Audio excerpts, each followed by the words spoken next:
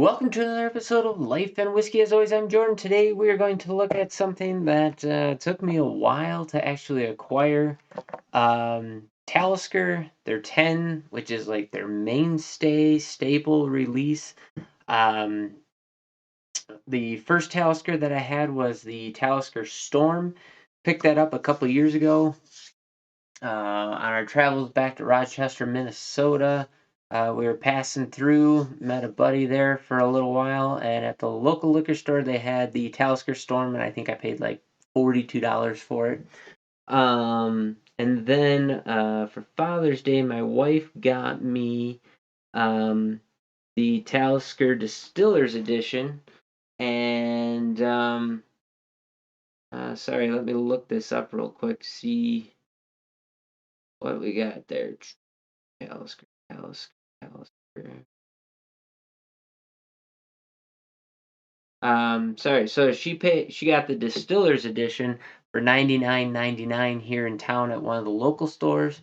Then when we were back in South Dakota, um, I don't know. I think this summer, um, I found a bottle for. I was really excited about it. I forgot that my wife had just recently picked it up, but it was the same price for the Talisker 10 as it was for the Distillers Edition. So I was super stoked. I picked it up for like $66 or $62, something like that. Um, which is crazy. So got a good score on that. And then I also found at a different liquor store in South Dakota the Talisker Storm for like 38 or 32, somewhere between 32 and $38, something like that. So I picked up a second one of those. I got a second Distillers Edition. And then everywhere I looked, the Talisker 10 was somewhere between like 65 and $75 for the standard Talisker 10, and I couldn't find it all that many places on top of that. So finally, I just said, forget it. Broke down, bought a bottle here locally, um, and I got it for $64.29 at the cheap liquor store here in town. So I assume that since that's the price that they had it for there, that's kind of the average price. You might find it a couple bucks cheaper somewhere by you, but call it $65. So not a bad price for a single malt, 10 years old. And man, I really like that Storm. Really like the Distillers Edition, and I got backups on those, so pretty stoked about that. So let's go ahead and get into this. Talisker is on the Isle of Skye. And the next whiskey we do is going to be this Torabeg. I'm sure I'm pronouncing that wrong, but that's also on the Isle of Skye. So this is like their flagship mainstay release here, and I think the Talisker Storm is not as old as the Talisker 10. I think it's probably like 4, 5, 6 years old. Um, and so Talisker 10 kind of fits right in that same category as like the Ardbeg 10, the Laphroaig 10, maybe like that Lagavulin 16, kind of right in there where it hits the correct age in there. So like because of the climate and how cool it is in Scotland, it takes a while for whiskey to age, and so that 8 to 12 year mark is kind of when things start really coming into the goods there. And then to me personally, a lot of the high age bourbons in America are over oaked. They get that bitter tannicness. Not all of them, but a lot of them do. And so like for me, the sweet spot on bourbon is like 8 to 12 years, and even some sixes are, you know, amazing for the depth of flavor and their flavor profile. For Scotch, it's really that 8 to 12, 12, 10 to 15, 16, somewhere in that ballpark is when they really start to come into their own. and that youngness starts to come out of them, and they really, really put out good products there. So, um, yeah, that's probably all I got on the.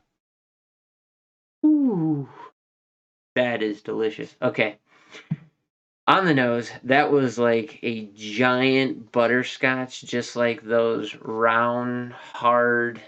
Forget what the candy company is, but they used to have, buckets or bins of the candy um, at the grocery store when I was a kid, when you bought candy by the pound kind of a thing. And they came in that yellow cellophane wrapper. It was like all butterscotch and a peat smoke on the nose. That's what that first waft was. Getting a little hint of ethanol in there and a little bit of earthy peatness along with peat smoke. I dig really hard, I could convince myself I can get some seaside brine in there. Kind of that salty ocean spray. But the butterscotch, I mean, it presented like monkey shoulder, like a Speyside butterscotch to me.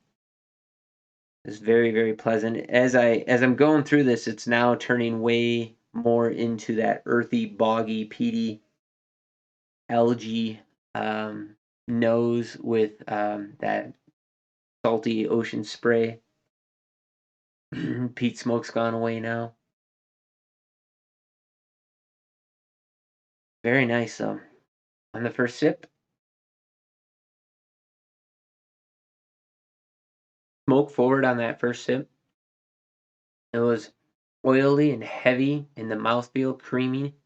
Um, but it was peat smoke forward, a sweet butterscotch in there, a little bit of a vanilla, and then it finished out with a nice light peat smoke, a little brininess, a little saltiness, a little bit of a sweet caramel in the middle there.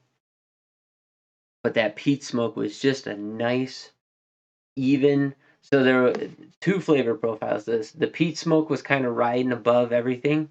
It was the first thing that I picked up, but then it was just riding above all the other notes. So I was getting all these other flavor notes, but that peat smoke was always right there, just a nice accent all the way through and carried through that finish really, really nicely. I mean, just an excellent, well balanced, delicious scotch. There's just no two ways about it. The peatiness, the smoky peatiness, really filling my mouth right now. The sweet notes have gone away, but that peat smoke sitting there. It's not like heavy, just blow you out, charcoal briquette kind of just in your face. It's just a nice peaty smokiness that is accenting all the other flavors and sticks with you. It's so nice, but it just had that nice, creamy, dense mouth feel. Second sip, was that sweet butterscotch up front that time, and then the peat smoke picked up, and then the same thing. Peat smoke's lingering along with a bunch of underlying sweet notes of like caramel, vanilla. No real fruit notes in there at all. It's all honey, brown sugar, caramel, vanilla, and then peat smoke and a little bit of oak in there as well, a little bit of tannin. Just super, super nice. Worth every penny at $65. Talisker just makes really nice products. You can't go wrong. Of the three that I've had, the Distillers Edition, the Storm, which again, like I said, I'm pretty sure that's a younger whiskey, and this Talisker 10, they're just all hitters. They're delicious. I could sit and drink any of them, and that Talisker Storm, ranging somewhere in that upper 30 to mid 40 price range, you can find it for that all day long. I mean, that's a nightly drinker there if you wanted a nice peated whiskey for a reasonable price. It's just good whiskey. There's no two ways about it. Excellent, excellent, excellent, excellent. Big fan. So there you go. There's my review. Talisker 10, finally got around to it.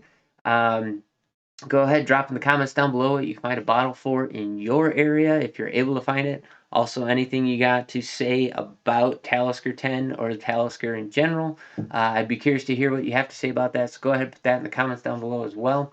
If you haven't already, please like, comment, subscribe, share this video with anybody who you think would find some value in it. Feel free to share this channel with anybody you want. I do not promote myself at all whatsoever, so I'm not on Facebook or Twitter or any of that other social media crap. So if you happen to find this channel some way, somehow, it's plain Jane. It's as simple as it gets. I'm just giving you straight reviews of whiskey.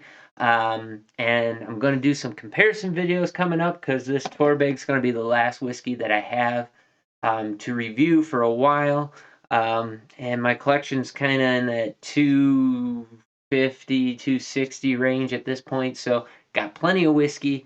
I think we might start doing some maybe like distillery lineups where maybe we'll do the whole whiskey row series back to back to back, and just do tastings, comparisons, or wild turkey, or Wyoming whiskey, or Four Roses, or see, I got a couple of different Knob Creeks. I have several different Buffalo Trace products.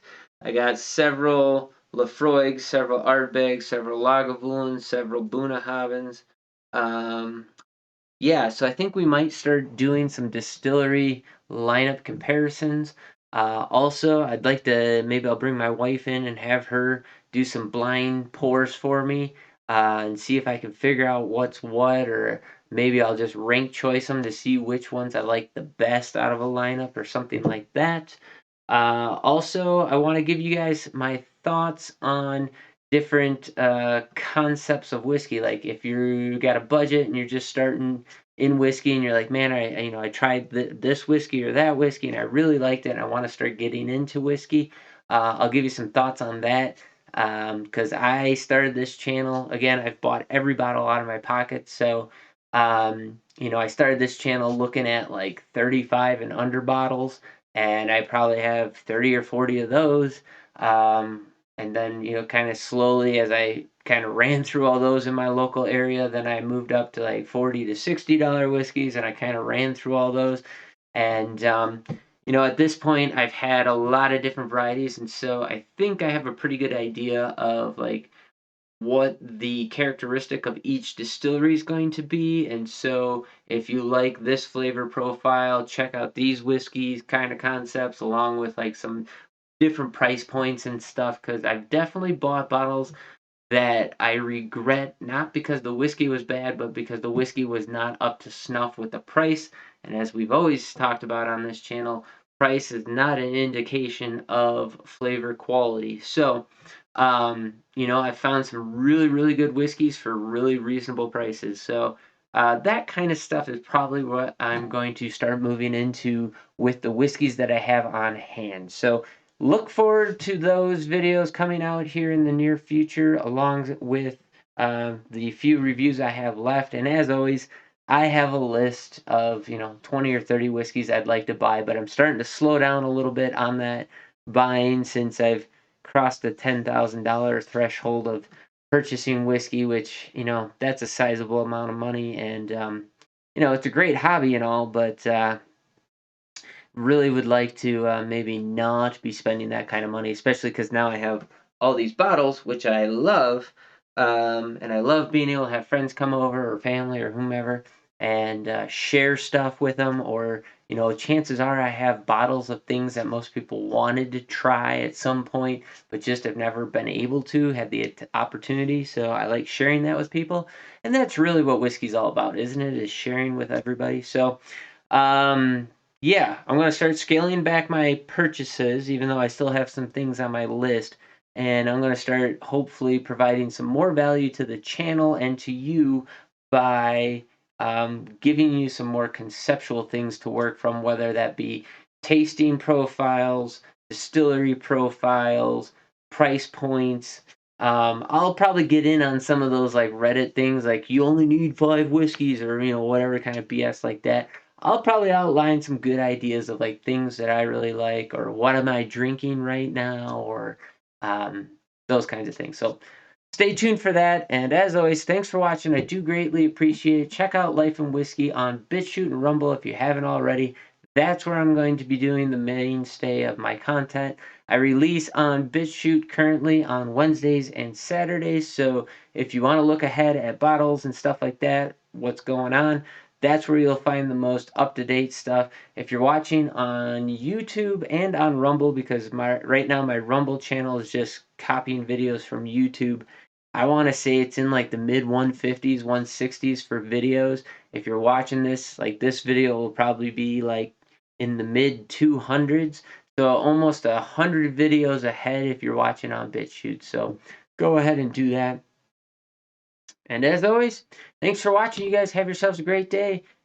Join me on the next video. We're going to do this tour bag and that'll be it. So thanks for watching.